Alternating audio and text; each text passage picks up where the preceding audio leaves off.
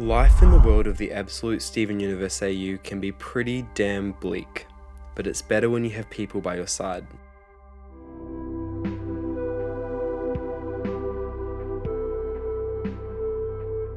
Hey guys, it's Lucky and welcome back to another video dedicated to anyone who can't tolerate long periods of silence. Today we are jumping back into the world of the absolute Steven Universe AU and we are talking fusion. Specifically Steven's fusions. This is the series where we've been building piece by piece a darker, more twisted version of the Steven Universe story. One where the crystal gems have been corrupted, Lion was built in a lab, Lapis is even more traumatized than she was before, and Jasper is Bane. If you haven't seen any of the previous videos in the series and those ideas sound interesting to you, definitely go check them out when you get the chance. But don't worry, this video hopefully won't be too confusing for you to jump into, so feel free to stick around. Like I said before, this video is going to be all about fusion, as we discuss 4 new or reimagined fusions in the absolute Steven Universe world. Now, in the past, these videos have been pretty narrative heavy, with fully written scenes and even my own poorly voice acted dialogue if you're lucky, but I wanted to take a little bit more time to chew on some of the more grander ideas I have for this world, just to make sure I'm completely satisfied with them before I show them to you. So I wanted to make a video that was a little simpler, a little more character focused, but still with some story elements sprinkled in throughout. I don't consider this video a true part 3 to the series, but more of a little side quest as we delve into a more minor but still very interesting concept within this world, fusion. But anyway, without further ado, thank you so much for being here. Get comfy, grab your sketchbook, grab a snack, and let's jump right in. Smoky Quartz. Okay, so we're starting off the video with a familiar face and someone I teased during the last video, the fusion of Steven and Amethyst, Smoky Quartz. Now, in this universe, Steven and Amethyst's relationship is very different, with Amethyst being more of a stoic mentor figure to Steven. These two are outcasts, who saw reflections of themselves in each other, forming a bond built on their shared feelings of isolation and otherness in this world, teaming up to unravel the mysteries of their origins together. And with Garnet and Pearl lost to corruption and Lapis's damaged gem, these two are the only healthy, at least physically healthy, members of the group, resulting in an intensely determined fusion, manifested from the need to protect and to survive. Smoky Quartz is the defender, the guardian of the group, a fierce and driven being, the manifestation of the overwhelming duty and responsibility that Steven and Amethyst feel to protect their companions. Personality-wise, Smoky is disciplined and reserved. In battle, their sole focus is their opponent's defeat, sometimes resulting in reckless or even dangerous strategies. But while it may not be evident to an observer, this version of Smoky is still plagued by fears of weakness and inadequacy, only intensified by the dire situations that typically result in their appearance. Deeply afraid of failure and the consequences of it, unpredictable circumstances or unfavorable odds result in panic and instability in this fusion, as Steven and Amethyst scramble to turn the tides of battle in their favor. I wanted Smoky as a fusion to serve as a parallel to Jasper in this universe. Whereas Jasper is the perfect soldier fighting for glory and for sport, Smoky is the unwitting underdog fighting to see another day. And that parallel can be seen visually, with Smoky's flowing hair, dark colours and round shapes contrasting Jasper's bright, blocky and brutal appearance. Now visually, I didn't change Smoky's design all too much, more so just adapted them to fit into the roles and designs Steven and Amethyst have in this universe. I wanted to bring some more of that smoke imagery into this design, not only because I just find it fun and really visually interesting, but that idea of smoke and shadow is also really quite relevant to the idea of Amethyst and Smoky in this universe. So I gave them this long, flowing braid, which I imagined shifting and moving through the air behind them like smoke. And sometimes, in the heat of battle, this braid will even come undone, allowing their hair to plume out around them like a cloud. So as I drew this design, I was thinking a lot about this concept art that I remember seeing for official Smoky Quartz, which featured this lighter coloured hair. Now, I remember really loving that look, and for some reason it has just stuck in my head for years, ever since that moment. And while I swear I remember seeing several variations of this design for Smoky, when I went back to find it for this video, I was only able to find this one singular image. So, can anyone back me up here? Am I going crazy? I swear, I vividly remember seeing several versions of Smoky Quartz with this lighter, more blonde colored hair, but now I can't find them anywhere. So maybe my fondness for this concept has just tainted my memory, but if you also have a similar memory, please let me know so I know I'm not alone. And unfortunately, there has been a casualty, and I'm not talking about Greg. I did sacrifice the yo-yo, instead knotting the end of Amethyst's whip and attaching Stevon's light constructs to it, allowing for a lot of variety in their combat styles, either using blunt and brutal weapons like a flail or swapping it out for blades for something more precise. And additionally, I gave them the ability to spit out these little smoke bomb pellets that would burst into thick clouds of smoke, allowing for some more stealthy opportunities in battle.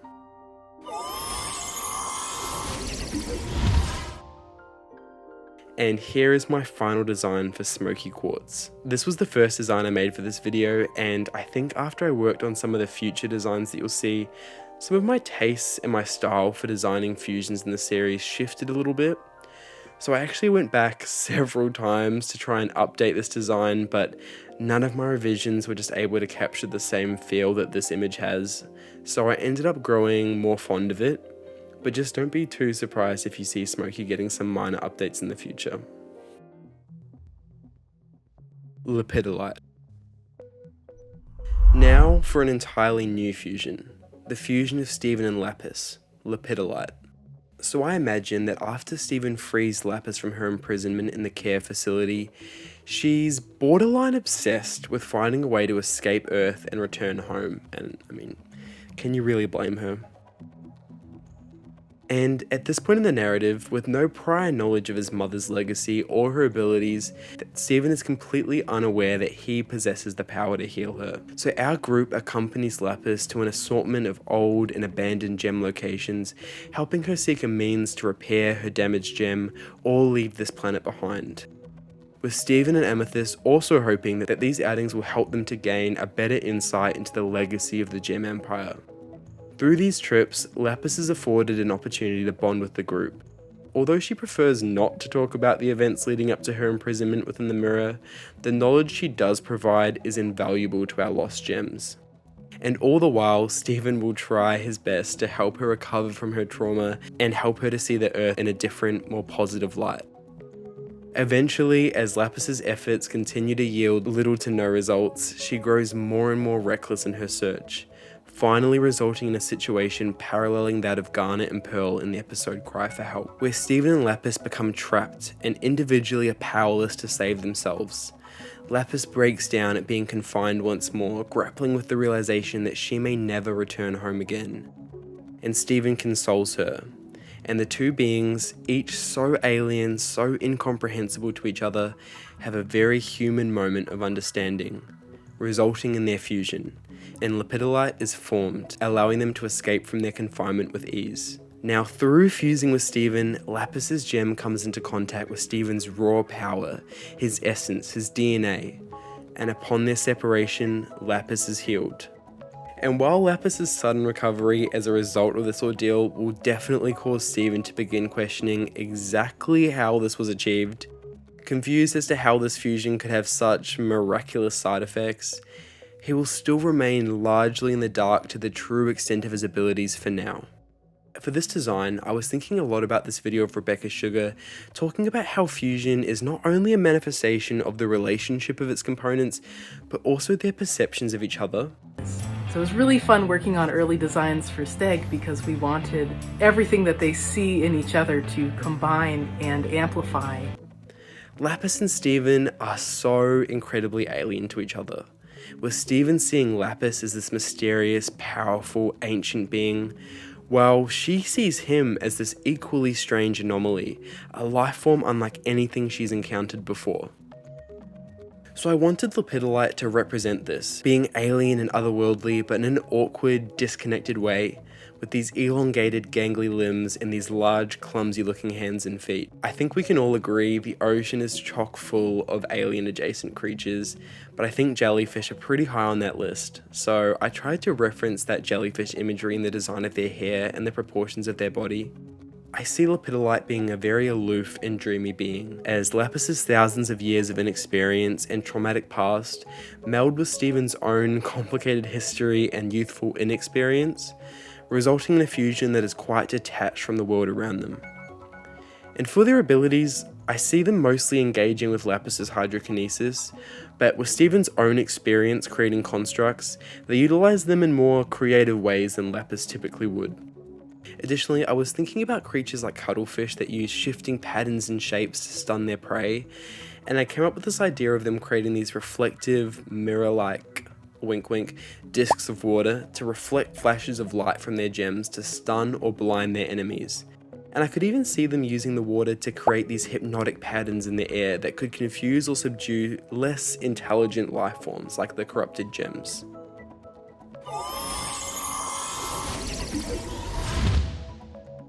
Here's my final design for Lepidolite. I'm quite happy with this one. I always find that with fusions, it can be such a challenge to follow the show's format of blending the elements of two individuals into a character that is still familiar, but is also something entirely new, something that the Crewniverse just does so flawlessly. And I think I accomplished that somewhat with this one. I can see my boy Stevon in there, and I can see Lapis too, but as a whole, Lepidolite stands on their own. Stevonnie. Okay, I'm sure all of you knew this one was coming eventually. This is the fusion of Stevon and Connie, Stevonnie.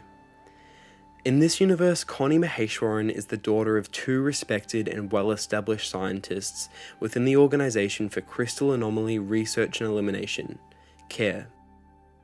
Connie idolizes her parents, dreaming one day of becoming a scientist herself and achieving their level of success. Some of her earliest memories are watching them at work, and as she grew, she strived to do all she can to assist them, gain their respect, and become an asset to them in their pursuit of knowledge. Connie was raised with the now deeply ingrained belief that the presence of gems on Earth is nothing but a problem to be solved, a threat to be controlled, and power to be harnessed. But this will all be called into question after Connie meets Steven Universe, the antithesis of her parents' philosophy. A half-human, half-gem hybrid travelling with fearsome gems and monsters at his side. Through their brief and often tense interactions, Connie begins to grow a fondness for the strange boy, as he becomes the closest thing she has ever had to a true friend. And now she's at a crossroads, as her growing bond with Stevon causes her to challenge everything she once thought she knew, grappling with the contradictory worldviews inside her head, as she sees how the organization she reveres directly impacts someone that she has grown to care for. And this will all come to a head when, in a mission spearheaded by Connie's mother, Connie instinctually leaps into the fray to save Stevon, pushing him out of the way from an incoming projectile. And in this moment, Stevonnie is formed for the very first time, and Connie crosses a threshold that she can never return through. Seeing this, Connie's parents will be shocked and horrified, as the calculated scientists are met with a situation that they never could have ever anticipated. And now they too are at their own set of crossroads. Will their beloved daughter's active rebellion instigate a change in perspective for them? Or will it thrust them deeper into their hatred for Gemkind after seeing it corrupt the mind of their child in their eyes? For the design, I wanted Stevonnie to feel chaotic and unstable, as this version of Stevon and Connie do not have anywhere near the level of respect, love, and understanding that canon Stevon and Connie did upon fusing for the first time. So I gave them 12 fingers and 12 toes and these double split irises to really showcase their instability. The irises especially give them this kind of constant look of intense concern, which I'm really quite fond of. I imagine Stevonnie being quite skittish, unsure, and anxious, as this fusion essentially represents the upheaval of all of the beliefs Connie has committed herself to throughout her life. I see them existing in this kind of constant identity crisis, at least at first, being composed of members of two completely opposing factions in this world. But over time, as their relationship grows, along with Connie's confidence, Stevonnie will become a more capable individual, becoming an outlet for the pair to explore their more youthful and fun-loving sides, something that their paths in life have unfortunately withheld from them. And while this version of Stevonnie is a far cry from the shield-bearing, sword-fighting prodigy we see in the show, they make up for that with Connie's intelligence and scientific know-how, allowing the fusion to use their abilities and navigate situations in new and creative ways that Steven would have never otherwise considered.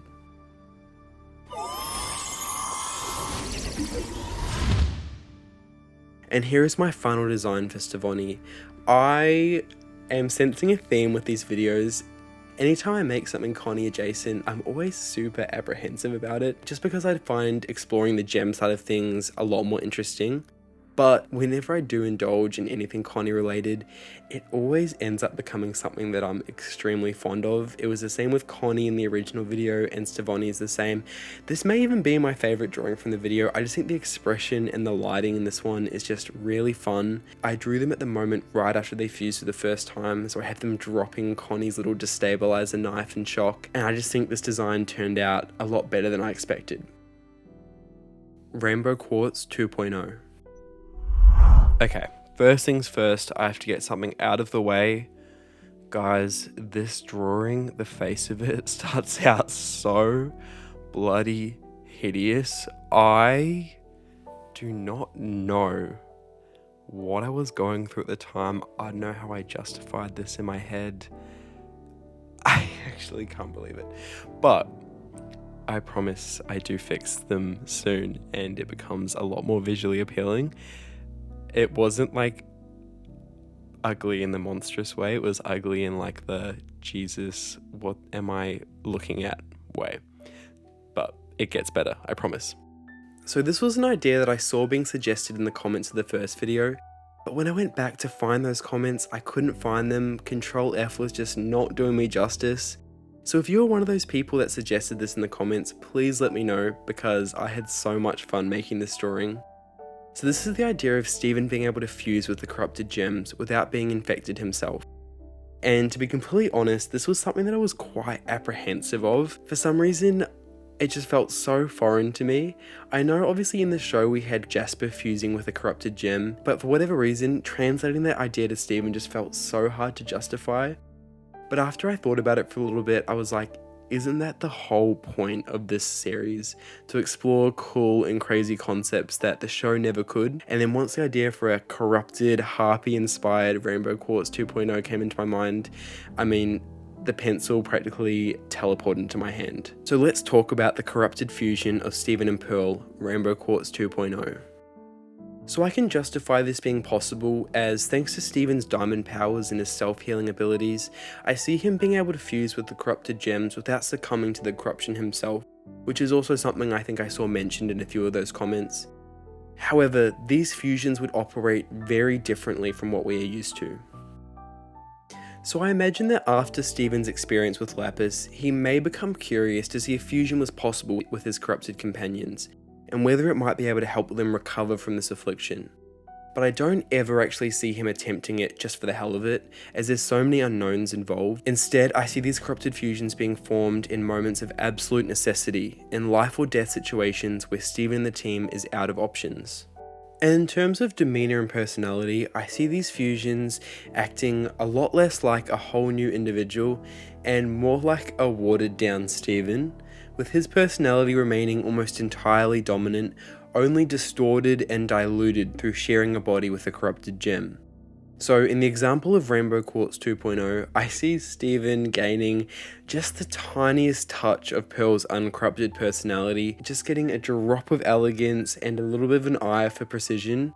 However, his speech and behaviour would also become a lot more erratic, as that animalistic, corrupted instinct seeps into his actions and decision making. In terms of abilities, the fusion would gain a massive boost of strength and power, but would lose access to both its components' innate abilities and weapons, as this new mental state and the toll of fighting to navigate and retain this form just requires too much energy and concentration for them to manifest their powers. So these fusions would only be able to fight using hand-to-hand or hand-to-claw combat, utilizing the new attributes gained from the corrupted gem's form.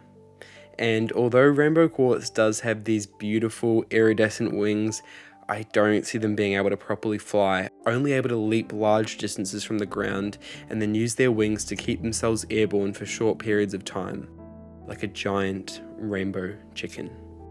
And I also imagine them being able to shoot sharp feather projectiles by flicking their wings at their enemies. So during their time fuse, I see Stevonnie being able to get brief glimpses into the mind of the gem underneath all of the corruption, learning a little bit more about who they once were.